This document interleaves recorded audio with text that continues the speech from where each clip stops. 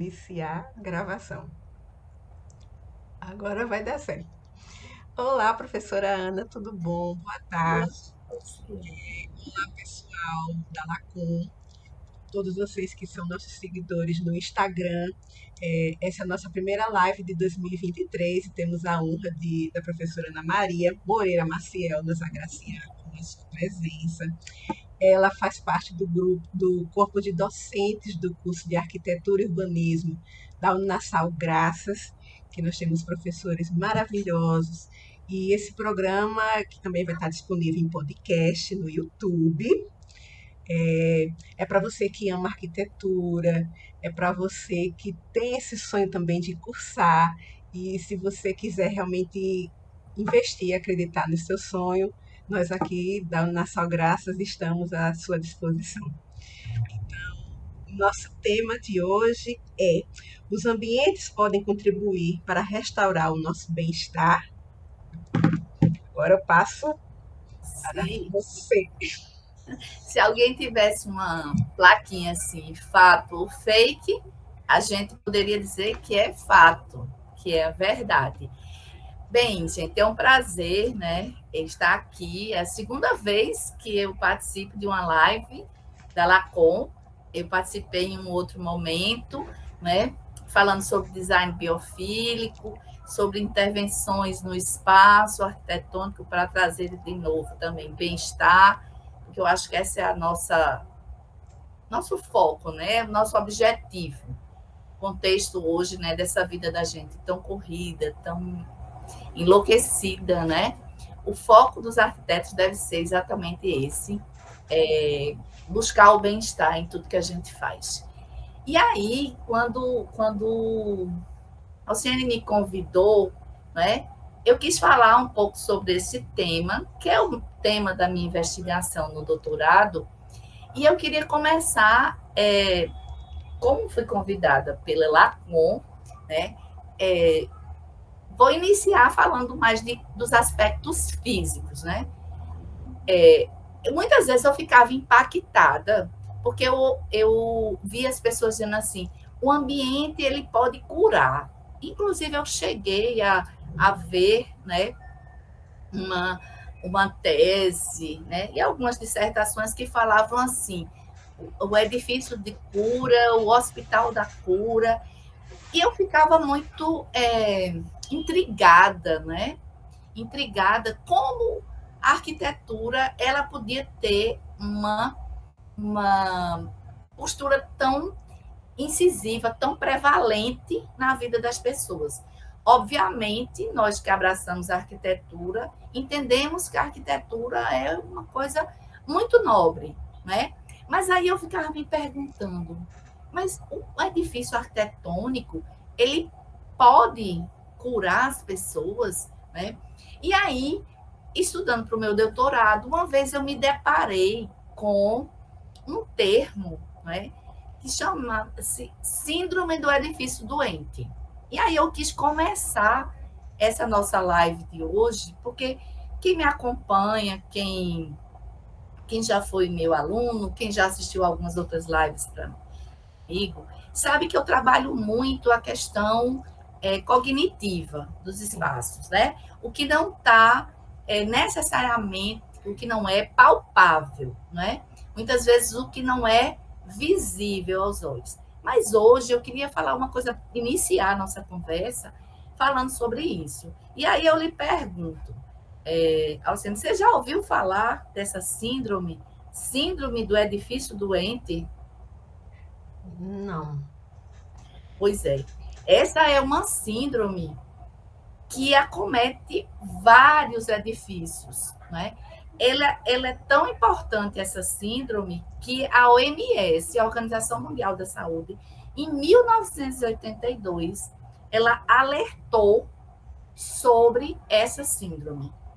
O que é a síndrome do edifício doente?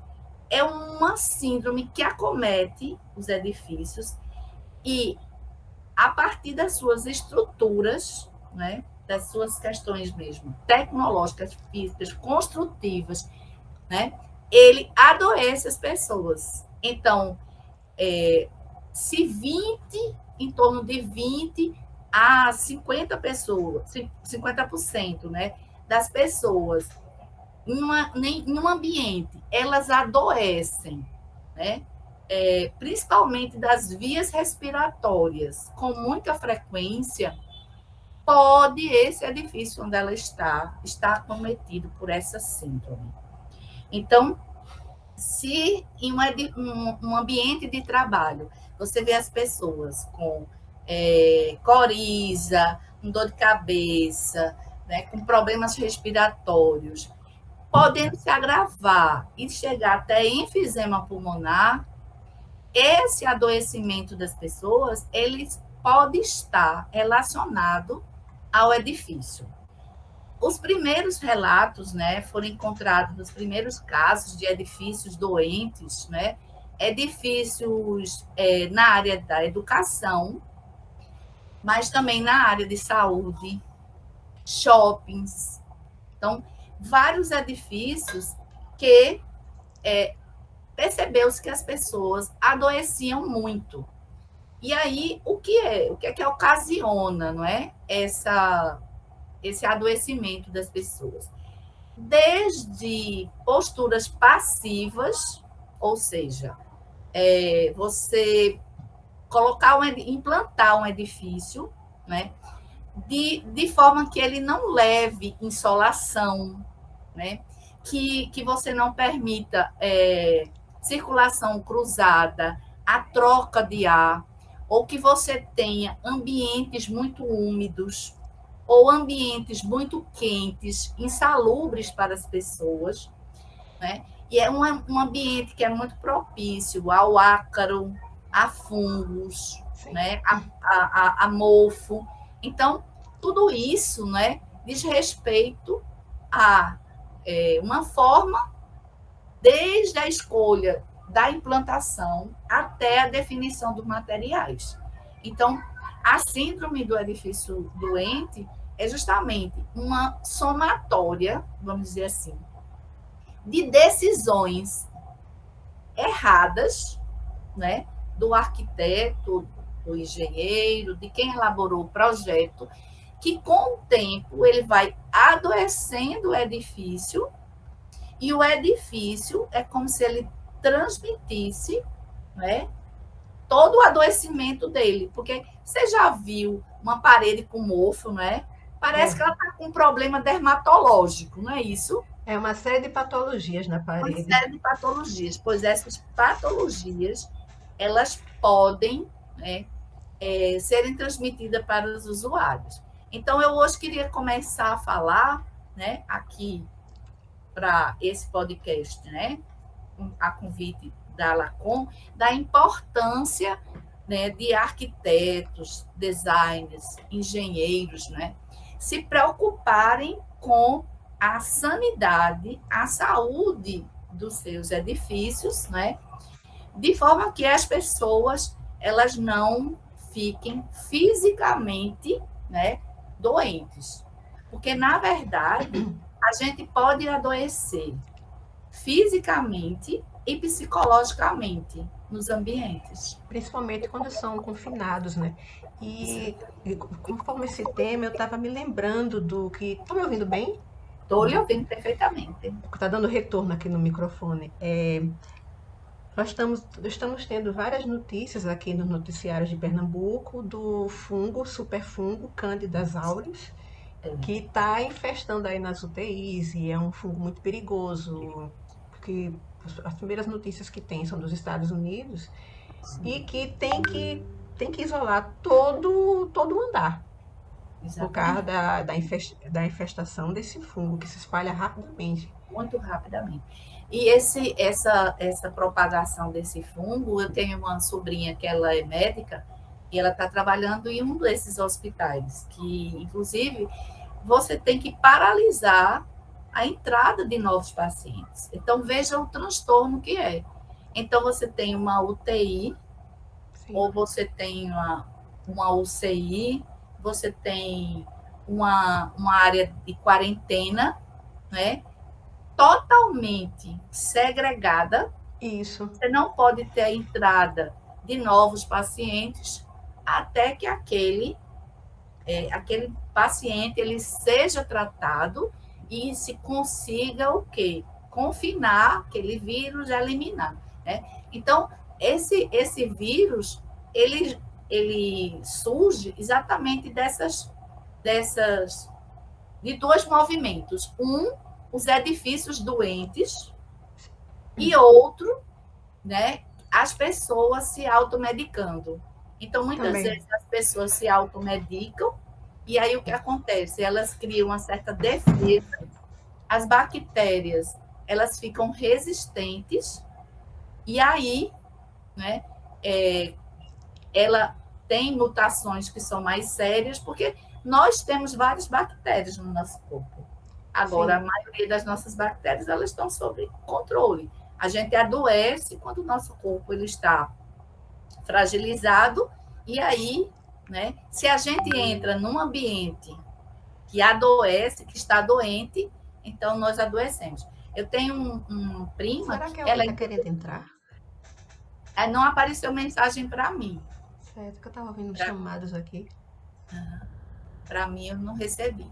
E aí Vamos continuar. o que a gente observa, né? Hum, Por exemplo, eu tenho uma prima que ela é inclusive médica, e eu me lembro que uma vez o filho dela bem pequeno, ele foi ao shopping e voltou doente do shopping. Lá ele adoeceu, passou uma semana internado. Então, exatamente, às vezes a pessoa pensa que é algo que você comeu, tal, mas às vezes é o próprio ar, né, o próprio ambiente. Mas eu queria fazer essa introdução porque eu acho muito importante, né, estudantes estarem se debruçando, né, sobre essa temática do edifício, como ele promove saúde, como ele promove bem-estar, né? E aí, por isso que eu quis começar a gente falando alguma coisa bem, vamos dizer assim, física, concreta, né? Mas aí, trazendo para o tema, né? A palavra restauração, né? Quando a gente pensa em restauração, quando a gente fala em restauração, né? Para um estudante de arquitetura, ele vai logo para um nicho, né? Da arquitetura, não é isso? isso. O nicho do restauro, né? Restauro dos edifícios. Mas esse restauro que eu estou falando não é esse restauro, é um outro tipo de restauro. E aí a gente também, né, estudando o edifício, estudando como ele pode provocar bem-estar, a gente se deparou também com essa palavra, restauração. E aí, quando a gente bota na restauração, aparece realmente muita coisa no Google, né, falando dessa restauração, mas dos edifícios antigos, dos edifícios de valor histórico, né? Mas essa restauração que a gente está falando não é a restauração exatamente do edifício, mas é a restauração do ser humano que se dá nos edifícios, dentro dos edifícios. Como a gente pode promover bem-estar, ou se você está doente, como eu posso restaurar, né, o seu bem-estar. E aí você tem alguma dica de como é que essa restauração acontece? Eu já li algo a respeito. Eu achei interessante que, às vezes, quando não tem condições de colocar uma janela melhor no quarto, Isso. faz uma adesivagem Sim, de uma floresta, de vegetação e já traz uma sensação melhor para as pessoas. Porque, exatamente. principalmente as pessoas que são mais idosas, eles Sim, já associam o hospital como um lugar de morte, eles não associam como um exatamente. lugar de vida. Eu vi uma intervenção aqui que fizeram na recepção e até como um todo no Hospital Real Português. Sim, Colocaram emadeirado, colocaram tipo, como vamos dizer, imitando um gazebo, alguma coisa assim na sim. recepção, e já traz uma sensação mais confortável para a gente, uma sensação de aconchego. Isso, exatamente. A restauração, ela se dá exatamente por aí. Como é que o arquiteto ele pode restaurar? Esse não é um termo novo, não. O termo restauração, na verdade, ele começou a ser pesquisado lá na década de 60, 65, né? Até um pouquinho antes, quando estudiosos, né, americanos, eles começaram a estudar principalmente prisões, hospitais, né, casas de repouso, né, grandes conjuntos habitacionais, ou seja, ambientes onde você tinha um número muito grande de pessoas, né, precisando conviver naqueles espaços e principalmente em ambientes em que as pessoas estavam confinadas, hospitais, asilos, prisões, né? E aí eles começaram a ver que o espaço ele repercutia sobre as pessoas, tinha uma repercussão na vida das pessoas. A gente observa que o espaço ele envolve a gente a todo momento. Sim. E aí as pessoas começaram a ver que o nível de estresse nesses lugares era alto e também o nível de atenção, né? Então foram criadas duas teorias, né, no começo, né? Então, um foi o casal Kaplan, eram marido e mulher, pesquisadores, que eles disseram, olha, o problema nas grandes cidades, o problema das grandes estruturas edificadas, é que as pessoas ficam com nível de atenção muito alto. E esse nível de atenção, as pessoas não relaxam, esse nível de atenção acaba por estressá-las. Já um outro pesquisador, na mesma época, chamado Ulrich, ele foi pelo caminho inverso. Ele disse assim, as pessoas ficam muito estressadas e porque elas estão muito estressadas, o nível de atenção delas cai.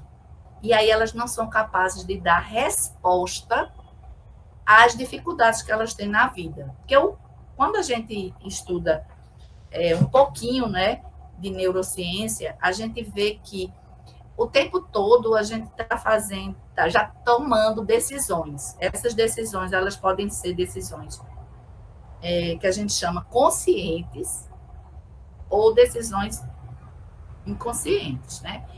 As decisões inconscientes a gente nem percebe. Mas, por exemplo, se cada vez que eu fosse tomar uma decisão, meu cérebro tivesse que parar tudo que ele está fazendo para racionalizar sobre aquilo, né? A gente não vivia. Mas isso cansa o nosso cérebro. Nosso cérebro ele está tomando um monte de decisão o tempo todo e, por exemplo, ele está mexendo minha mão agora ou está ajeitando outro. São tudo decisões que estão indo do meu cérebro, né? Então, se eu fico o tempo todo consciente ou estressada, né, para tomar essas decisões, meu organismo ele vai ficando muito cansado. Sim. Então, esses dois pesquisadores, eles começaram a estudar esses três, né? Porque tem o casal Kaplan e tem o Ulrich. Eles começaram a pensar se o ambiente ele não poderia ajudar as pessoas a não se estressarem, a ficarem menos estressadas, elas terem mais prazer em estar naqueles ambientes, aqueles ambientes não serem tão desafiadores para as pessoas. Também não podia ser totalmente sem desafio, porque o ser humano ele precisa ter algum nível de surpresa, de mistério, alguma coisa de novo, porque senão o ambiente também ele passa a ser muito desinteressante. Então eles Monótono, né? começaram, né? Monótono. Exatamente. Então eles começaram a ver e aí a preocupação deles era na verdade, né? Primeiro se a gente podia provar que isso acontecia de fato. E aí, obviamente, a gente tem comprovações, né, que do ponto de vista, por exemplo, fisiológico, né, do organismo da gente, você pode ir num ambiente e ter tanto ruído, conforto, né, o conforto sonoro ser ruim, e aí a pessoa ela pode ter, inclusive, um aumento dos batimentos cardíacos. Você Sim. pode acelerar os batimentos cardíacos dessa pessoa. né? Ela fica tão agitada, né? Então, esses estudos foram para várias áreas. UTIs neonatais, né? UTIs médicas, escolas, faculdades, várias áreas, porque eles queriam entender um pouco como é que isso acontecia. E arquitetos que é sempre uma dica, né? Mas como Sim. é essa dica? Como é que ambiente é esse? Esse ambiente tem que ter o quê? Exatamente, como se fosse um checklist. Mas esse checklist não existe. O que existe, na verdade, é o quê? Várias investigações, várias pesquisas que apontam várias coisas interessantes. Por exemplo, a gente tem a biofilia, você vai dizer, mas isso tem a ver com biofilia? Restauração tem a ver com biofilia? Tem a ver com Tem. biofilia. Porque quem pesquisou, primeiramente, né, a restauração, esse fenômeno da restauração, né, que foram o casal Kaplan e o casal Urich, o Urich e o casal Kaplan, eles disseram assim, olha, com certeza, quando a gente está perto da natureza, ou, como diz a biofilia, num ambiente que remete à natureza, a Isso. gente fica menos estressado. Mas será que é só isso? Então, a gente tem várias pesquisas. O próprio Urich, ele tem uma teoria que eu acho muito interessante. O nome da teoria é Teoria do Design de Suporte. Supportive Design. O design de suporte é exatamente isso. É um tipo de design que dá um suporte à vida humana nos ambientes. De que forma a gente pode trazer esse apoio? Então, a teoria da restauração, ela sai buscando, né, vários elementos para entender como o ambiente ele pode não lhe curar, mas ele pode promover o máximo de bem-estar. Como eu disse a vocês, né? Como a gente não tem uma lista, um checklist, em todos os tipos de ambiente a gente tem que fazer pesquisa. Então, por exemplo, existem muitas pesquisas da teoria da restauração em ambientes escolares. Por exemplo, como propor um ambiente para crianças autistas. A teoria do restauro, ela traz alguns elementos. Por quê? Porque, você sabe, o autista, ele pode ser ou hipersensibilizado pelo ambiente ou hipossensibilizado. Ou seja, o hipossensibilizado é aquele que ele não interage com o ambiente. E o hipersensibilizado é aquele que o ambiente agride ele o tempo todo. É como se ele tivesse sendo atropelado pelo ambiente. Então, um autista que tem uma hipersensibilidade ao ambiente, um ruído para a gente que é uma besteira, como, por exemplo, uma torneira pingando, para ele é uma coisa extremamente incômoda, agressiva mesmo. Uma cor, né? Eu estou vendo aí que, no fundo, né, a gente tem uma cama, né, coberta com azul, um cinza lindo, não é? Várias imagens do Homem-Aranha, É do meu vermelho. filho, o quarto. Amei essa decoração. E aí a gente vê que as decisões para alguns elas podem ser muito legais, para outros elas podem não ser tanto. Então essas teorias, incluindo a teoria da restauração, ela não é uma fórmula, ela é um caminho. Ela é um caminho para a gente propor ambientes que promovem mais bem-estar. É. Então, existem pesquisa com crianças, em hospitais pediátricos. Como é que uma criança vê uma enfermaria hospitalar? O que é que deve ter nessa enfermaria que torne, né, a estada dela, né, o período que ela passa ali, né, mais tranquilo, que ela se sinta acolhida, como você mesmo falou, né, que ela se sinta segura, né, que ela sinta que ela tem apoio dos pais, né? Porque, por exemplo, a gente às vezes pensa que as pessoas não estão compreendendo ou lendo o ambiente, né? Uma vez eu estava entrevistando um paciente, perguntando a ele, né, o que ele gostava e o que ele não gostava naquele ambiente. E aí eu pensando que ele ia dizer assim, tipo, a cama é ruim, e ele disse também isso, sabe? Mas uma coisa que eu achei muito interessante foi que ele disse assim: eu gostaria que os acompanhantes tivessem um espaço melhor. Sim, Veja, veja que coisa interessante, não é? E a teoria do design de suporte, supportive design, ela fala nisso.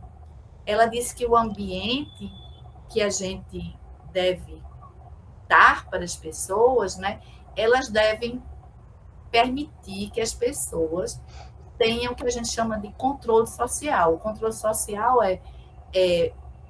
eu quero interagir com você agora, eu interajo. Se eu não quero interagir com você, o ambiente tem que permitir que eu me isole. Um outro tipo de questão que diz muito respeito a conforto, né? É o controle do ambiente. Então, por exemplo, eu estou numa enfermaria e aí tem uma televisão muito alta, ou passando um canal que eu não gosto, não quero assistir. Então, só quem tem o controle é a enfermeira. Só quem pode mexer na televisão é a enfermeira. Então, eu não tenho controle sobre aquele ambiente. Então, isso pode gerar estresse. Entende? realmente. Entendo. Então, se aquela estrutura, por exemplo, eu não tenho um fone de ouvido, ou então, por exemplo, vou dar um outro exemplo bem ligado a conforto, o nível de iluminação é de uma sala. Então, eu estou querendo uma enfermaria, né? Imagina uma enfermaria com 5 mães, com bebezinhos, né? Aí um bebê tá mais chorosinho, o outro fez uma cirurgia, o outro tá já indo embora, porque já tá bom, não é? Mas aí um quer dormir, o outro quer brincar e o outro tá sentindo dor. E a iluminação é a mesma para todo mundo. Aí o que quer dormir não consegue dormir porque tem muita luz. É. E o que quer brincar acha que a luz está pouca, porque ele não vê direito os brinquedos. Então veja que o ambiente, né, ele pode, né, gerar um conjunto, né, de respostas que a gente chama de comportamentos. E esses comportamentos eles podem ser tão marcantes, mas tão marcantes, que em um outro momento, se eu for vivenciar alguma coisa parecida com aquilo, a minha experiência não vai ser boa.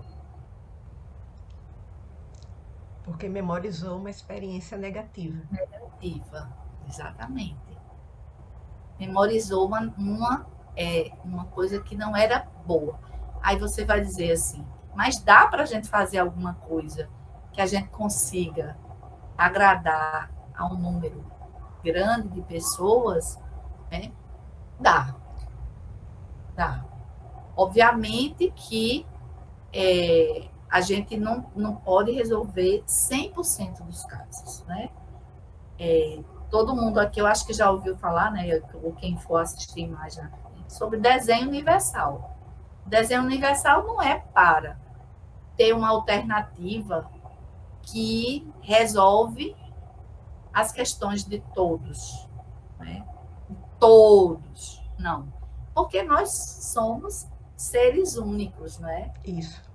Mas o esforço desses designers é de entender, né, as especificidades de cada um desses grupos, né? De cada um desses grupos. Crianças, adolescentes, pré-adolescentes, idosos, né? Para que a gente tenha bem-estar nos ambientes em todas as fases da nossa vida. Porque estamos vivendo, né, graças a Deus, muito mais, né? Sim, graças a Deus. E a gente quer viver com qualidade. Sim. A gente quer viver com qualidade. E essa nova geração hoje, quando eu acompanho alguns youtubers que falam que hoje o ser humano tem necessidade de se realizar, de se sentir feliz, que é algo que as gerações passadas apenas suportavam e não se importavam com isso. Isso. Quer dizer, as pessoas hoje em dia estão com um nível, primeiro, de criticidade Sim, maior, e às vezes eu acredito com um nível de resiliência menor. também. Né? Então, os ambientes, né, cada vez mais, eles precisam, né, promover essa, essa resiliência. Está sobrando para os arquitetos, né? Nós temos que solucionar os problemas do mundo. Né? E aí, a gente está falando muito em ambiente construído, né? Mas a gente sabe que todas essas coisas, elas se aplicam para as cidades, né? Então, como uma cidade, né, ela pode ser restaurativa, né? Vamos chamar assim. Como é que um ambiente pode ser restaurativo? Então, a gente tem uma praça, essa praça é um bom lugar para se ficar, é um ambiente que as pessoas conseguem interagir, que passa a sensação de segurança, né? Que gera empatia, né? Tem a ver com a minha cultura, né? Tem espaço para todo mundo, porque às vezes a gente vai para uma praça ou um parque, a gente tem a sensação de que não tem lugar para a gente. Não tem lugar, não pensaram na gente. Um exemplo, né? Então, por exemplo, você tem um parquinho que é para criança, mas as mães não têm onde sentar. Ou sentam muito longe das crianças. Então, quem é que vai deixar a criança aqui e vai sentar a 20 metros, 15 metros? Quando a gente sabe que criança, né, Requer atenção constante. requer atenção constante. Então, assim, quem pensou naquele espaço, né? Pensou em todo mundo que frequenta aquele espaço, que aquela experiência seria uma experiência boa, aí, não, ela só pensou no pessoal que corre, né? Uma vez eu fui para um parque com uns cegos, né? Com níveis diferentes de deficiência visual. Então, eu tinha desde a pessoa que era realmente cego de nascença e uma cegueira total, e algumas pessoas que tinham baixa visão, né? E aí eu achei assim, foi uma experiência um pouquinho estressante, né? Porque, embora as pessoas tivessem todas de bengala, né? Bengala sinalizando, né? Que eram pessoas com problemas visuais, né? Com limitações visuais, as pessoas passavam correndo e eu ficava com medo que trombassem neles, entendeu? E passavam de bicicleta e aquela loucura, né? E aí eu ficava assim, pensando, né? Ou quem projetou não pensou em todo mundo, ou quem usa não pensa que aquele espaço é para todo mundo, né? Aquele espaço é só para mim, que estou correndo. Às vezes eu vou na jaqueira e passa aquele povo correndo, né? E você está caminhando, ora, caminhar e correr, todas as duas coisas são bacanas de fazer no parque. E eu fico com a sensação de quem está correndo, às vezes passa e olha assim, né? Como quem diz assim, o que essa tartaruga está fazendo aqui, né? Mas eu estou buscando a mesma coisa que eles, né? Quer dizer, ter bem-estar, né? Então, realmente, essa sociedade está cada vez mais midiática, né? E com pouca tolerância, com pouca resiliência, mas os arquitetos estão para ir para isso. Para a gente vencer esses desafios, né, com a nossa criatividade. E graças a Deus ainda é um diferencial nosso, né, porque a inteligência artificial está aí Isso, e já estão começando a substituir o Elon Musk, né, substituir pessoas por androides. androides. mas eu nunca me esqueço, né? De uns anos atrás, nós tivemos um congresso de arquitetura aí na Nassau. Era maravilhoso, os nossos congressos, né? Anuais. Então, um ano a gente falou justamente sobre tecnologia, o uso da tecnologia.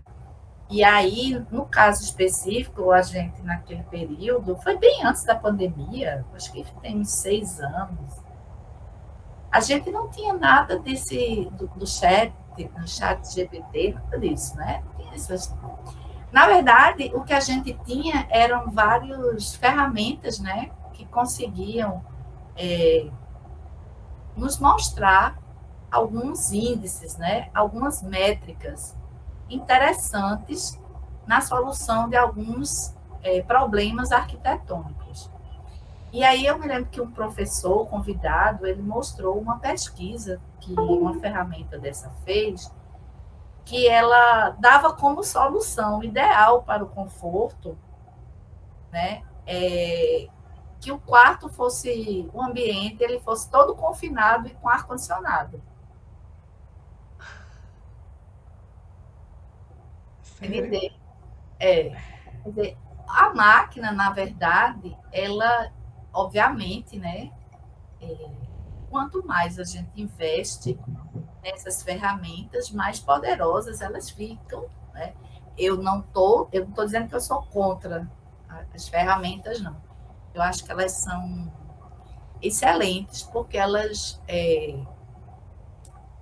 deveriam, né, pelo menos no meu entendimento, nos liberar para coisas mais criativas. Eu acho que a criatividade, a arte, a música, a poesia, coisas tão interessantes, e a gente às vezes passa a vida todinha fazendo coisas muito mecânicas, né? E a criatividade, ela passa um pouco ao largo, né? A gente ainda tem na nossa sociedade, né? Muitas pessoas que fazem trabalhos muito repetitivos. Não é o nosso caso. Ou pelo menos o que me encanta na arquitetura é isso. A gente ter a liberdade criativa, a gente Sim. pensar alternativas, né? E eu acho que quem desenvolve essas tecnologias, ela tem essa por trás, ela tem ou ela deveria ter essa intenção de nos libertar daquilo que é meramente repetitivo e permitir que o ser humano ele pudesse entrar com a criatividade dele, né? Algumas vezes eu estou assessorando os alunos, eles não gostam, né? Porque eu começo a fazer perspectiva, começo a riscar, eu pinto, eu desenho, né? E aí o pessoal chega com um computador, né, Eugênio? Tudo dentro do AutoCAD e tal. E eu digo que, às vezes, em determinados momentos, né, isso tolhe a minha criatividade, tolhe aquilo que é a grande sacada da arquitetura e da arte, né? Que é você propor alguma coisa totalmente diferente, diferenciada à sua cara. Embora eu não estou querendo dizer que você vai criar a roda, não. A roda já está aí, gente. Mas eu estou dizendo assim, de você poder criar uma coisa que você sente que foi sua, né? É feito, eu acho, com um sentimento que a mãe tem com o bebê, né? Isso aqui é algo que saiu de mim, né? Então, eu acho que quando a gente aborda qualquer processo criativo de início, já com tecnologia, a gente não tem esse processo criativo muito solto, ele fica engessado, né? E aí, eu acho que, embora a tecnologia seja ótima, ainda falta essa questão do sentimento, né? Falando em tecnologia, né, para trazer de novo para o tema da gente, né, eu acho muito interessante que tem várias pessoas, né, que dizem assim, mas então a neuroarquitetura ela vai ler o cérebro de todo mundo, né? E a gente vai fazer o projeto ideal para aquela pessoa, né? Porque eu vou conseguir ver o que é que ela gosta, o que é que ela não gosta, né? A partir do cérebro dela, né? Eu digo, em tese, sim, em tese. Por que em tese, né? Eu tenho uma frase que eu sempre digo, né? Aquilo que você diz é tão ou mais importante do que aquilo que você cala, Sim. né? Então, por exemplo, por que que hoje as pessoas acham tão legal, né, essas descobertas da neuroarquitetura? Por que que você acha que as pessoas acham que é legal? Porque elas começam a entender melhor como funcionam os processos cognitivos, as sensações que as pessoas têm. Eu acho até interessante, não sei se é pertinente falar, com relação ao autismo. As Sim, cores como influenciam. Uma criança que tem autismo, ela não pode ter um quarto colorido, porque é um hiperestímulo para ela. Prejudica até para dormir. exatamente. Eu digo que eu tinha um professor que ele dizia assim: toda ferramenta é boa, depende do que para você, de como você vai usar. Então, eu acho toda ferramenta e as ferramentas da neuroarquitetura, como todas as outras de pesquisa, de compreensão do ser humano, elas são extremamente necessárias. Mas eu digo que o uso que você vai dar. Eu acho que quando você tem, né, essa gana, né? Assim, como você mesmo falou, e tá correto, não tá errado, não. A neuroarquitetura, a pesquisa em psicologia ambiental, todas essas pesquisas são legais, porque a gente quer entender como as pessoas, né, pensam. Mas voltando para a minha história, eu pergunto para você, Alciene, você gosta da decoração desse quarto que eu tô, desse ambiente que eu tô? É interessante, eu gostei do miga. Eu gosto do colorido, eu gosto também do tijolo. É um tijolo aparente? Eu não Não, estou enxergando bem. É papel de parede? não, é uma pintura que lembra cimento. Ah, sim, Sim. eu Veja gosto. só, algumas pessoas entram nesse ambiente e acham que esse é um ambiente que polui, que ele é hiper, né, hipersensibilizante, porque tem muita informação. É porque a gente está vendo só um ângulo Ah, desse quarto. Mas, de fato, ele tem muita informação. mas ele tem a sua identidade. Mas ele tem a identidade de quem fez esse quarto, né? É. Esse quarto não é meu, é do caso da Ah, minha irmã. ah, Então, certo. por exemplo, Ela se sente bem, né? o que é que tem aqui na parede de fundo? Tem um conjunto de placas de vários lugares que ela já visitou. Então, isso aí é o que a gente chama de memória afetiva, Isso. né? Aqui atrás também tem várias lembranças de lugares que ela viajou, né? E tem também várias caixas de brinquedo, né? Porque esse quarto aqui também virou um quarto de brinquedo, né? Ele virou porque ele não foi sempre um quarto de brinquedo. Ele já foi um quarto de TV, ele já foi outras coisas. Hoje ele é um quarto de brinquedo também. Então, veja, é, se eu usasse só uma métrica da neuroarquitetura, talvez eu nunca fizesse esse quarto. Sim.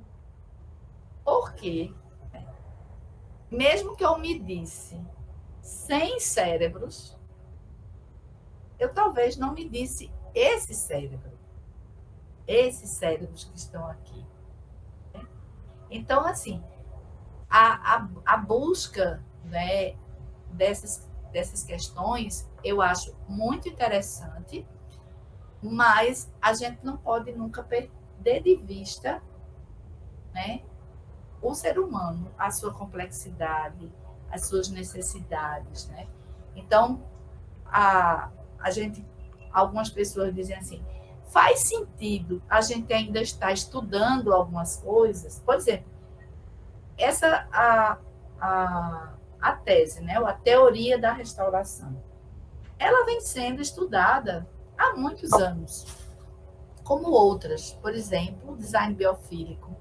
Mas a sociedade muda, o ser humano muda, e a própria medição do cérebro, ela, ela pode de faixa etária, de pessoas com deficiências diversas, né, potencialidades diversas.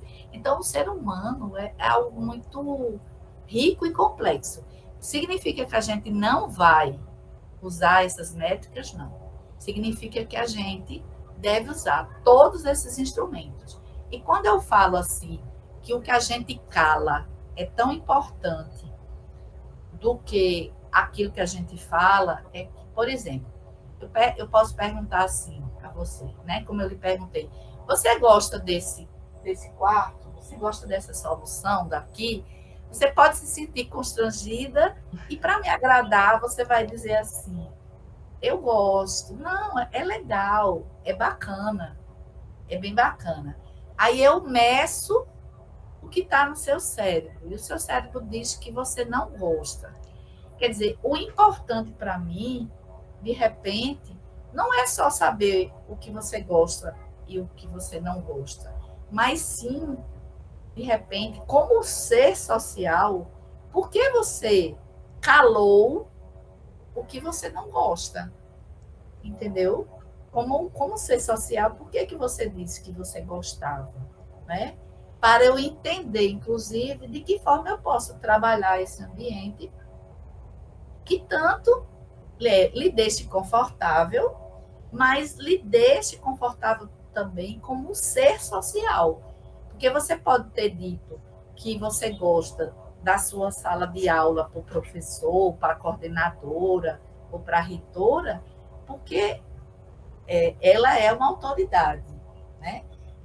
Então, eu leio o cérebro de Alciene e eu vi que ela não gosta daquela sala.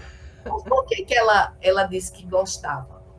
Porque ela tinha alguém que gerou um certo afastamento. Então, como é que eu vou fazer a Alciene ficar confortável nesse ambiente? Não é só botando a cor, a luz, o mobiliário, isso tudo, mas também entender, né? É a Alciene na integralidade dela. Esse ambiente tem que ser bom para a Alciene, para a chefe dela, né? Para o presidente da empresa, né? Hoje existem muitos estudos nessa área, né? Quer dizer, ambientes bons para as pessoas trabalharem. Sim. Então, né? Então, se a gente for fazer algum tipo de medição, pode chegar ao cérebro de Alciene, que sei lá, a arquiteta júnior da empresa, e a Alciene acha aquele ambiente horrível. E o chefe de Alciene, e a gente vai fazer pesquisas, ele te acha o máximo, porque aquele ambiente é a cara dele. É a cara dele, ele é um grande, sei lá, o dono da Microsoft, um cara que tem milhões de dólares, só veste blusa branca e calça preta, e ele acha o máximo aquilo. Então, a gente sempre tem que ver o que é que a informação está dizendo. Entendeu? Então, eu acho que a restauração, eu acho interessante, porque ela quer buscar respostas nos vários níveis. Quer dizer, não você como indivíduo, mas você como grupo que está naquele ambiente, né? De que forma aquele ambiente incide em você e lhe causa bem-estar, mas também incide no grupo que você faz parte, porque somos seres sociais. Então, por isso que eu acho interessante a gente estudar e a gente buscar tudo que a ciência pode permitir que a gente faça o nosso trabalho melhor. Mas a tecnologia, eu acho que ela ainda serve para liberar-nos de ações repetitivas, chatas, que não permitem. Por exemplo, quando eu era estudante, né, de arquitetura, não tinha AutoCAD, não tinha SketchUp, não tinha nada disso. Então, a gente perdia muito tempo em alguns processos que hoje vocês não perdem. Por exemplo, se eu fosse entregar um projeto amanhã para o professor, eu tinha que reservar pelo menos umas 4 horas para colocar cota. Eu desenhei o projeto todinho e aí eu gastava muito tempo. Se ainda a cota fosse manual, ótimo. Se eu fosse usar normógrafo, que era um aparelhinho que colocava cotas, ai, nossa, eu levava horas. Então, eu acho que quando a gente é liberado de certas coisas, a gente deve ser liberado para a gente aí gastar o nosso tempo sendo mais criativo. Por isso que eu digo aos alunos, né? Poxa, tu começasse logo a desenhar pelo AutoCAD, né? Vamos experimentar, vamos ver outras coisas.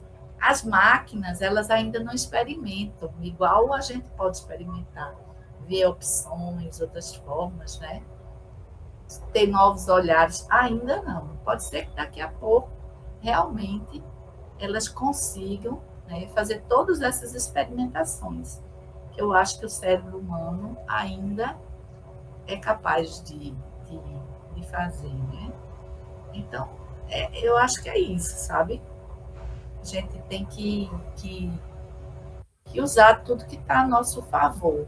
Todos os conhecimentos, todas as teorias.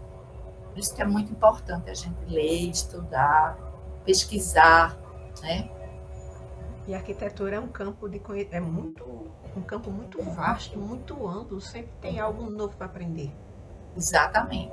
A gente não é só das exatas, a gente não é só das tecnologias, a gente é das humanas, não é? Sim. E a gente também não é só das humanas, a gente é das exatas, não é? A gente envereda por um campo, né? Que outro dia eu estava conversando com um amigo, né? Por exemplo, o campo da política, o campo da ética, As questões sociais. as questões sociais, exatamente. Né? Então, isso que é o mais encantador, eu acho, da arquitetura, sem desmerecer as outras profissões. Acho que existem profissões lindíssimas, né? Mas eu acho que o mais encantador da arquitetura é justamente essa possibilidade da gente trabalhar com o homem na sua integralidade. O ambiente, ele não interfere no homem só do ponto de vista físico. Não é uma questão só. Olha, é a questão dimensional, é a forma. Um ambiente muito grande ou muito pequeno, com o pé direito muito alto ou muito baixo, como você mesmo falou, com determinada cor escura ou clara, que você ouça ou que você não ouça sons externos, que você tenha ventilação, que você esteja numa posição diferenciada. Por exemplo, se me colocam para falar num palco, a minha relação com quem está me ouvindo é completamente diferente do que se eu tiver próximo da pessoa, que é o que a gente chama de espaço pessoal, entendeu? Então, a própria distância entre as pessoas media, né, o que eu vou falar e como eu vou falar. E o espaço também, inclusive, é esse agora, que eu nunca nem pensei na minha vida, assim, né, A gente é sempre, chegar. a gente é sempre desafiada a se superar. E assim, com relação à leitura do quarto, eu pensei o seguinte: não é o meu estilo de decoração, Mas a gente sim, também, como arquiteta, a gente tem que entender o que exato, passou na cabeça da pessoa para escolher os quadros, os objetos, que tipo de exatamente. memória afetiva tem, porque, ou do contrário, eu estava até vendo um programa de comédia, tirando onda com o arquiteto, que o arquiteto não leva em conta o que o cliente quer, e empurra o que ele acha que é certo. E é um grande desafio para a gente, e eu me esforço muito para tentar entrar na cabeça da pessoa para ver realmente o que ela quer e se ela vai se sentir bem. Aí não, eu não vou fazer sozinha. A gente vai fazer junto. Você vai dizendo o que você gosta, o que você não gosta. Exatamente. Você vai levando essa pessoa a ter, né, experiências, você experimenta, por exemplo, estudos de caso. Então você mostra, olha, o que é que você gosta nesse ambiente, o que é que você não gosta, né? O No briefing. seu próprio ambiente, né? É, e isso é muito interessante, né? Porque alguns arquitetos eles não gostam porque é como se você tivesse abrindo mão do seu poder autoral, não é? Isso era uma coisa que era muito comum com jovens arquitetos de antigamente, né? Saíam da faculdade, às vezes, acreditando que iam mudar o mundo. E também os antigos arquitetos, que eram pessoas, né? Ah, eu vou fazer a obra da minha vida e muitas vezes não importava muito o que é que o cliente pensava.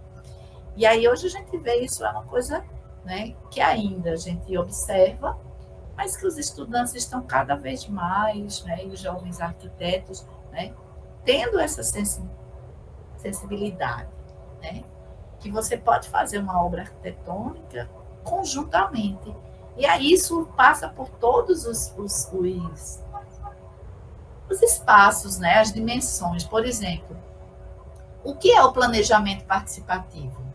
Se não você planejar espaços da cidade, de um bairro, Sim. com quem mora lá naquele lugar, né? Quem precisa ter uma relação de afetividade com aquele espaço, né? Com quem precisa ter uma relação de pertencimento para aquilo. Quer dizer, de que é que adianta eu fazer uma praça que é muito interessante, muito bacana, no meu entendimento, né? Eu ganhar prêmios, eu ser incensada por, né? E aí as pessoas não usarem esses espaços não responderem às expectativas daquelas pessoas, né? Então é exatamente isso. No urbanismo, o processo de planejamento participativo é justamente esse. As pessoas decidirem juntos, né? Todos decidirem juntos, analisarem juntos, pensarem juntos. E projeto de arquitetura é a mesma coisa. Um projeto de interiores é a mesma coisa. Eu acho que ele é cada vez mais, né, entendido um projeto com sucesso quando as pessoas são capazes de opinar, mostrar, né? Ah, não, mas eu estudei, sei lá, um teórico aí e o teórico disse que isso aqui não é bom. Janela estreita não é bom. Não é bom. Por quê? Em que contexto? Né? Então, a gente ser capaz de ouvir é ótimo, né? Mas também permitir que essas pessoas sejam partícipes, né? Participem do nosso processo projetual, eu acho que é a coisa mais rica que tem. Porque é ela quem vai usar o ambiente. Exatamente. De que adianta ser algo tão, tão belo como uma obra de arte, mas ser algo frio e que não tem funcionalidade, não vai gerar uma memória afetiva nessas pessoas. Exatamente. Não vai ser apropriado por elas, né? É. Não vai ser incorporado ao cotidiano delas. Não vai, não vai ser um ambiente, né, que marque momentos da vida dela, né? Então, isso não, a boa arquitetura é exatamente essa arquitetura que gera essas experiências, né? Experiências memoráveis. Que quem estuda neurociência, né, sabe que realmente o que importa é o que é registrado na nossa memória, né? O mais, o cérebro, ele descarta, né? Ele descarta. Então, a tecnologia, por isso que eu continuo dizendo, né? A tecnologia, ela deve ser usada para quê? Para acelerar aquilo que é repetitivo, que é técnico, que é uma coisa instrumental, mecânica. Uma coisa que é mecânica, para nos deixar mais livres, né? Para quê? Para a gente ouvir o outro, para a gente estar com o outro naquele ambiente, perceber o que o outro, né, acha daquele ambiente, como ele se comporta, como ele se posiciona. E aí, de repente, até ter tempo, né, para fazer as medições, as métricas da neurociência. Não tem problema nenhum. Mas a gente ganhar tempo para entender mais o ser humano, né? Sermos menos mecânicos, sermos menos máquinas e mais seres humanos. E deixar para as máquinas aquilo que é repetitivo, né? Que é Entediante. entediante, que é pouco criativo. Né? Eu acho que é por aí. Mas Uma, a gente. uma Eu ferramenta acho, auxiliar. Desculpa. eu acho um perigo, por exemplo, né? Eu estava assistindo uma, uma reportagem, né? Na CBN. E aí, daqueles grandes repórteres, né, da CBN, ele estava dizendo assim: ah, Fulaninho, sextou para você, né? Aí ele disse: não, sextou ainda não. Eu ainda tenho que fazer o meu blog, né? Eu tenho um blog na revista, na Folha de São Paulo, ou era uma dessas revistas, né? De economia, bem bacanas, né? Aí ele disse, não, eu ainda tenho que fechar a minha matéria, né? Fecha hoje e tal.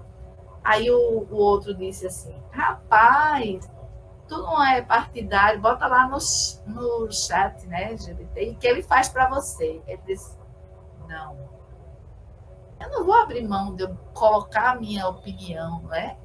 Quer dizer, eu posso pedir para uma máquina fazer. Faz uma matéria sobre a nova alta dos combustíveis no Brasil, né? Ou, mas o repórter dizendo, né? Mas não vai ser eu, entendeu? Pode sair até uma coisa legal, mas ele não vai fazer uma matéria com a minha cara. Ele vai fazer uma matéria. Ele pode fazer até coisas muito legais, como citar estatísticas, citar referências, tal, porque ele tem todo o banco de dados, né, do mundo à disposição dele. Mas não vai ter aquela minha pegada, de repente não vai ter aquela piada, Vai ter a não vai, identidade dele. vai ter aquela identidade, entendeu? Não vai Entendi. ter aquele toque de repente, né? Então eu posso usar um oxe manhinha na minha matéria e talvez o chat nunca colocasse isso. Quer dizer, tá entendendo? Quer dizer, falta o que a gente chamava antigamente do molho, né? Inclusive, está havendo uma discussão ética na Inglaterra, em alguns países, justamente por causa da facilidade das crianças terem acesso a essa tecnologia e não produzirem textos. Aí Sim, estava um cientista falando, não, ela pode escrever o texto e usar essa ferramenta como um corretor para melhorar o texto, mas não sim, substituir a produção. isso, exatamente. Exatamente.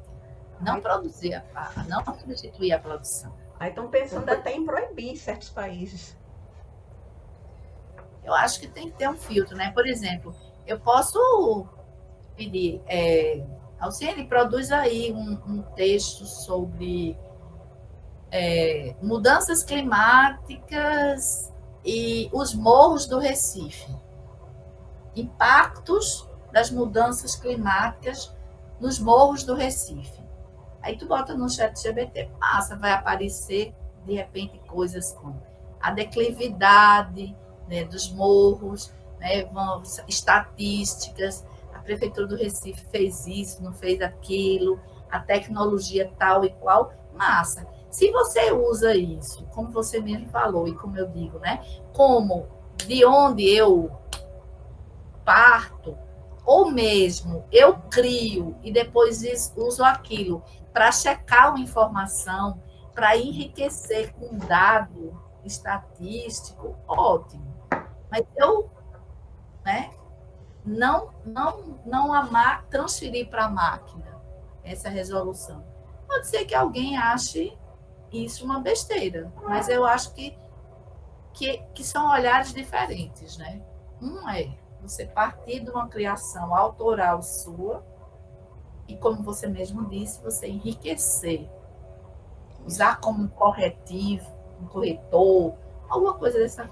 E outra coisa é você transferir, né, para uma máquina, né, o processo criativo. Aí eu acho que isso empobrece. Né? É tão legal quando a gente lê um livro bacana, né? Eu mesma viajo, né? Digo, poxa, que argumentação interessante, né? Como essa pessoa, é, essa música, como essa pessoa criou essa letra. Né? Eu tava ouvindo Chico César falando, né?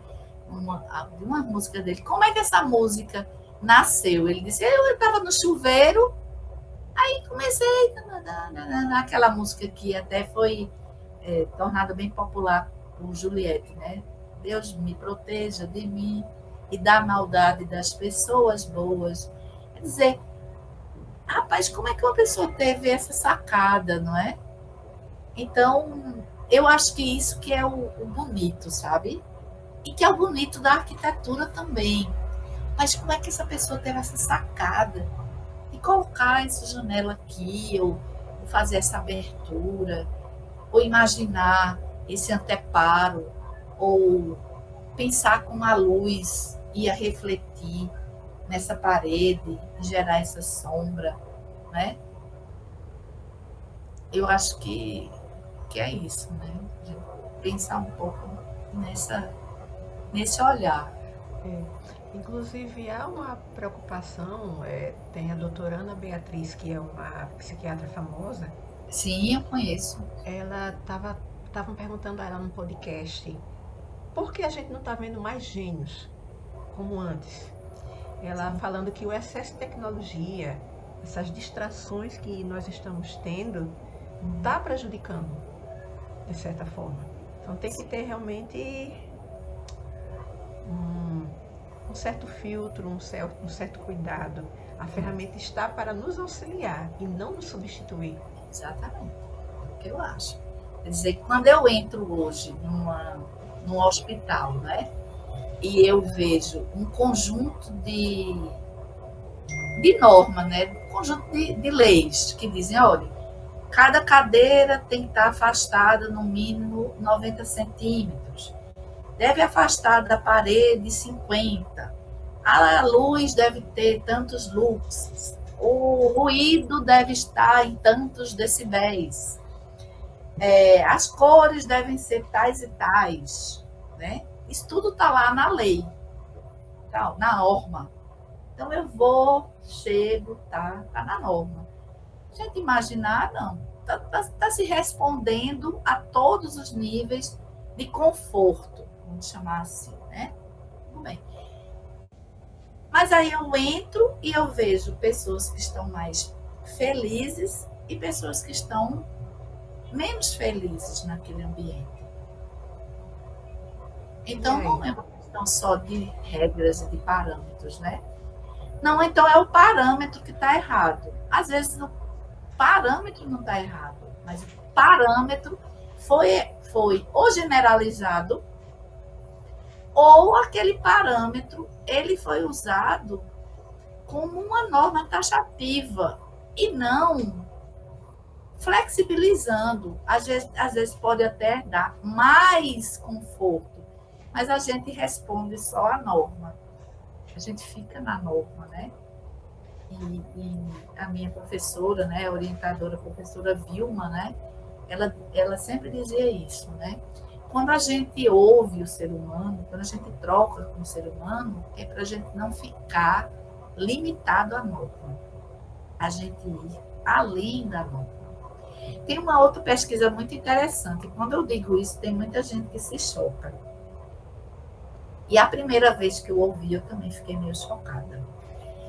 Quem falou isso foi meu atual orientador, o professor Lorival Costa. Ele é arquiteto, designer, mestre e doutor em ergonomia, estuda muito percepção e cognição ambiental.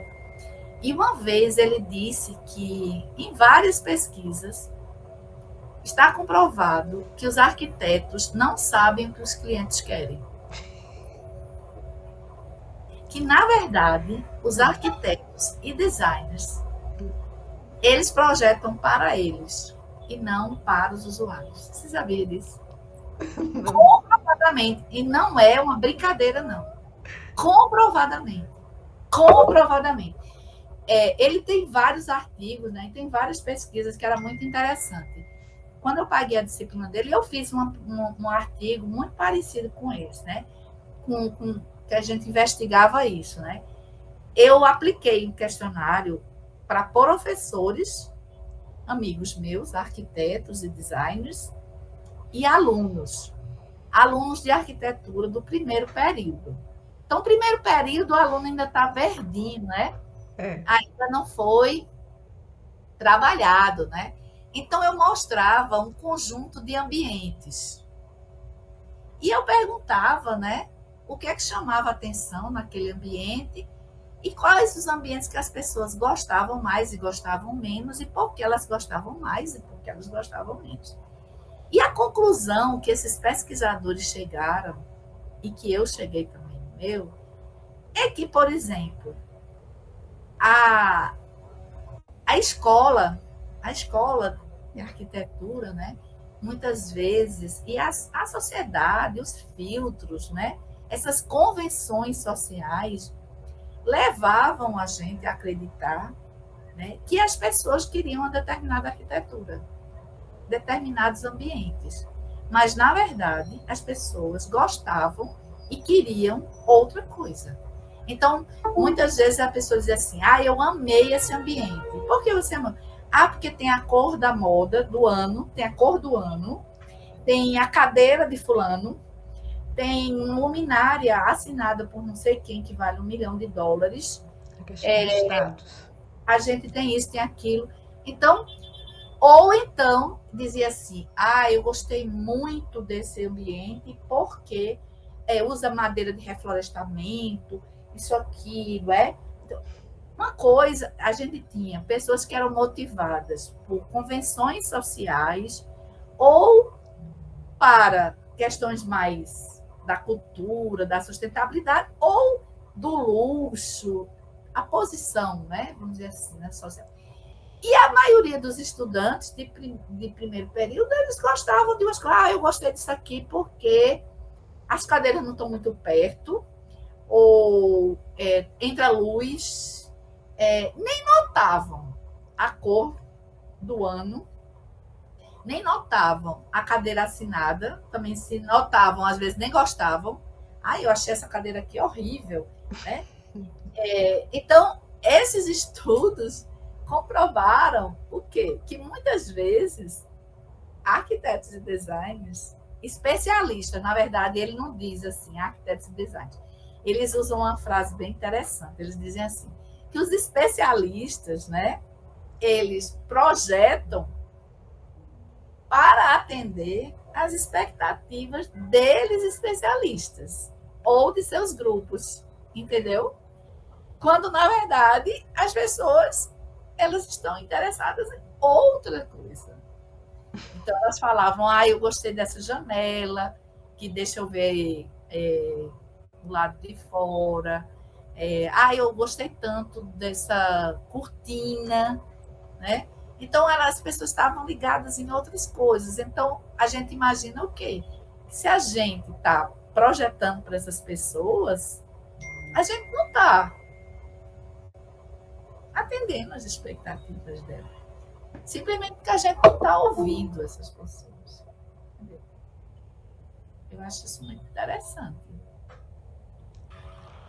Eu acho isso muito interessante. Curioso. Curioso, curioso, né? Então, por exemplo, numa pesquisa que eu fiz, em ambiente hospitalar também, uma pessoa disse assim: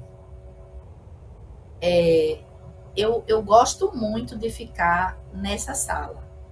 Aí eu disse: por que você gosta dessa sala? Você não gosta da outra? Aí a pessoa disse: porque a outra, vê que percepção que a pessoa tinha, né? E estava todo dentro da norma, viu? Estava todo dentro da norma. A pessoa disse assim: é porque nessa daqui eu tô vendo os outros colegas. E aí, se alguém passar mal, eu aviso aos enfermeiros.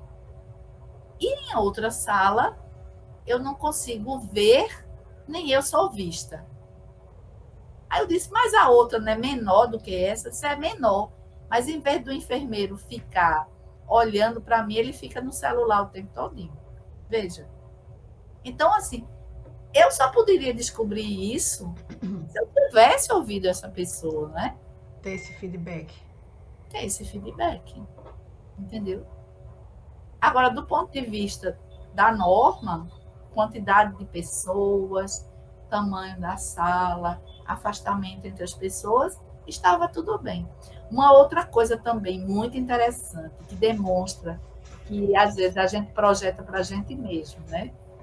Numa pesquisa que eu fiz sobre restauração, né? Eu mostrava uma clínica nos Estados Unidos, chiquérrima, ao ser. Eu dizia assim: eu tenho certeza que todo mundo vai amar essa clínica. Primeiro que a clínica tinha um piso amadeirado, depois tinha amplas janelas, que a gente via a natureza, tudo que as pessoas diziam que era o máximo. Cada um tinha sua televisão, você podia fechar, de 2 em 2 você podia dividir essa sala. Aí eu disse: essa vai ser um sucesso, né? Essa vai ser a mais votada. Mostrei essa sala para amigos meus, né? Arquitetos, designers, todo mundo. Menino, essa clínica não é no Brasil, não, né, Ana? Eu disse: não, é não, nos Estados Unidos. Menino, que lugar chique. Muito bacana. Aí eu queria fazer um tratamento aí, porque eu acho que deve ser top, né, Ana? Aí eu disse: também acho. Eu tenho certeza que essa vai bombar. Aí eu apliquei a pesquisa. Ela ficou, sabe em que lugar? Quinto. E quem ganhou? Ganhou uma bem mediana, mas aí as pessoas tinha janela, que era bom porque ela via lá fora, mas não era muito aberta, que ela não se sentia muito exposta. Veja. Outra coisa, a pessoa disse assim: essa daqui, Ana, fica de 2 em 2. Aí vê, chega um dia, teu colega está de mau humor. Aí tu vai passar 4 horas fazendo um tratamento de hemodiálise com uma pessoa que não troca uma palavra contigo, chega de mau humor, né? Imagine que tortura. Quer dizer, quem propôs aquilo achou que aquilo era o máximo da privacidade, maravilhoso, você não interagia, você olhava uma paisagem maravilhosa, etc e tal. Mas aquele grupo específico de pessoas, elas não querem ficar sós. Elas querem trocar. Elas têm talvez pouco tempo de vida. Fora daquele ambiente, elas não têm pessoas que têm os mesmos problemas que elas têm. Então, aquele lugar ali é um lugar social para elas. Então, a arquitetura Se a arquitetura ela separa ela desse convívio, esse ambiente não é bom para ela. Enquanto que se você for para outro tipo de ambiente hospitalar, as pessoas vão dizer assim: eu prefiro quarto individual. Quarto de enfermaria é horrível. Não é isso? Aí eu quero minha privacidade. Será que isso é uma verdade sempre? Talvez se a máquina fizesse, ela ia fazer a solução que todo mundo ia ficar num quarto individual, né? Mas grupos específicos, eles têm realidades específicas. A hemodiálise é algo muito angustiante. É um Não sofrimento. só, não só hemodiálise, mas, por exemplo, o Tratamento. tratamento de É câncer, né? justamente. Entendeu? Então, um tratamento, são tratamentos, né, muito limitantes, né? O ser humano é um ser social, ele precisa também se comunicar. Exatamente. Aí, obviamente, o ambiente ele precisa ser capaz, né? Ele ser flexível o suficiente, né? Para acolher, né? Essas. E o arquiteto ele deve ter esse conhecimento, né? De que existem situações em que a arquitetura ela vai ser uma melhor arquitetura se ela promove interações. E em outros momentos, a arquitetura ela deve promover mais o quê? Mais o recolhimento, mais a privacidade, né? São situações diferentes. São seres humanos iguais, né? Todo mundo com o mesmo tipo de cérebro, córtex cerebral, todo mundo tem dois olhos, nariz, uma boca, dois ouvidos, braços, pernas. Todo mundo tem a mesma coisa, mas o contexto ele tem um papel diferente. É, é o ambiente, ele deve ser pensado para o contexto, as experiências que as pessoas precisam viver ali. E aí, como o ambiente ele tem uma repercussão, né, física, emocional, fisiológica, Sim. né, e algumas pessoas, inclusive, dizem espiritual, né? Então, a gente precisa ter essa sensibilidade, né? Essa sensibilidade. E a gente sempre vai querer que o ambiente restaure as pessoas. Eu estava lendo um artigo muito interessante que a pessoa pesquisou um museu. Aí disse: o museu pode ser um ambiente restaurativo. Você está com a cabeça cheia de coisas, né? Aí vai, caminha no museu, vê obras de arte, né? E é super legal. Eu não sei mais nem nosso tempo, né? Já vamos completar 1h30. A gente sai conversando. É porque o assunto é muito interessante, né? A gente acaba se empolgando.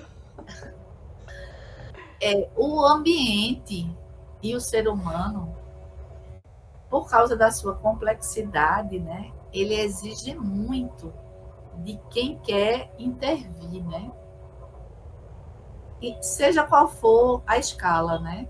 O ser humano é uma coisa apaixonante, né? Desde um bebê, você olhar um bebê, né? E a relação dele com o espaço, muito interessante. E o espaço também, né? As configurações. Eu agora estou olhando aqui, o céu, ele está completamente cinza. Cinza, um tom sol, né? Então, pode trazer para algumas pessoas algum tipo de sensação, sentimento, né? E para outras pessoas, outro, né? Alguém pode achar melancólico, alguém pode achar romântico, Dependendo do poético. estado emocional. Exatamente. Dependendo do estado emocional. Dependendo da posição que eu estou nesse ambiente, né? Por exemplo, se eu estou sentada numa cadeira, ou se eu estou deitada numa cama, se eu estou vendo mais céu do que terra, ou estou vendo mais terra do que céu. Então, veja, a própria posição, a forma, a localização. Se nesse ambiente aqui eu estou vendo esse céu e está quente, ou o ar-condicionado está ligado e está agradável. Então, tudo isso tem são muitas variáveis, né? Então, não significa dizer que o arquiteto não vá buscar trabalhar com essas variáveis todas. Quanto mais variáveis a gente trabalha, mais rico é o nosso trabalho e mais restaurativo os ambientes que a gente promove. Né? Porque a maioria das pessoas moram, vivem, trabalham, estudam, comem em ambientes estressantes. Principalmente nas cidades grandes. Principalmente nas cidades grandes. Então, mais de 80% das pessoas hoje, né, trabalham e vivem em ambientes urbanos, ambientes construídos, né, menos ambientes naturais, e é muito grande o número, né, de pessoas com as mais diversas, como é que eu posso dizer, síndromes, né? Por exemplo, uma síndrome que está sendo muito estudada hoje é a síndrome de burnout, né? Síndrome de burnout é os efeitos, né, no ser humano dos ambientes de trabalho. Né? Então, como os ambientes de trabalho estão afetando a qualidade de vida das pessoas. E agora que a casa também virou um ambiente de trabalho para muitas pessoas, né? Ainda pós-pandemia e tudo, muitas pessoas fazem Home office. essa opção, né? E muitos encontraram nas suas casas possibilidades, né, de ter ambientes bons, encontraram, né, uma segunda vocação, uma terceira vocação, né? Mas isso não aconteceu com todas as pessoas, né? Não aconteceu com todas. Muitas pessoas e muitas pessoas retornaram para os seus ambientes de trabalho e as experiências que viveram, não é, a partir da pandemia trouxeram novas perspectivas para essas pessoas, né? Trouxeram novas perspectivas para essas pessoas. Esse ambiente de trabalho é bom para mim? Não, esse ambiente de trabalho não é bom para mim. Eu era muito mais produtiva em casa, de repente, né? Então, a gente sabe que tudo que a humanidade passa é importante para ela evoluir, né? Para fazer uma reflexão, né? A gente tem muitas perdas, né? A gente tem muitos retrocessos, mas a ideia é o ser humano sair melhor dessas questões, aprender com elas, né? Crescer. Isso. Eu acho que tá bom, né? Nosso bate-papo. Como é? Tá bom o nosso bate-papo, né? Daqui a pouco a gente tá filosofando. Justamente. Mas obrigada pela sua contribuição. Bate-papo, né? Um bate-papo gostoso, aconchegante, cada uma no seu lar. Não é mesmo? Cada um no seu ambiente. Telefone aqui. Tá vendo como os ambientes estão cada vez mais exigindo de nós, né? A nossa atenção. A nossa atenção. Bacana, foi ótimo. Eu que Espero agradeço. que tenha sido tão bom para quem ouviu, quem está assistindo, que foi bom para mim. E para mim foi excelente. Pois estou à disposição da Lacom. Eu acho que uma coisa boa, né? A gente está sempre falando sobre aquilo que motiva a gente, né? Porque a gente, inclusive, aprende mais e aquilo que a gente já aprendeu se consolida mais, né? Com certeza. como é enriquecedor. Quanto mais a gente conversa, dialoga, Dialoga, troca né? experiências, ideias, mais a gente enriquece nosso repertório. Exatamente. Ver o outro, né? Ouvir o outro é muito importante. É. Foi um prazer. Prazer também. E é isso que Quando nos quiser, estou à diferencia das disposição. máquinas, né? Exatamente. Assim nós nos diferenciamos das máquinas. Duvido que um computador achasse legal estar aqui conversando. Eu não teria emoção. Não teria emoção. Exatamente. Pois um beijo grande. Beijo. Estou sempre à disposição da Lacom. Que bom, obrigada. Beijo. Beijo, tchau. Tchau.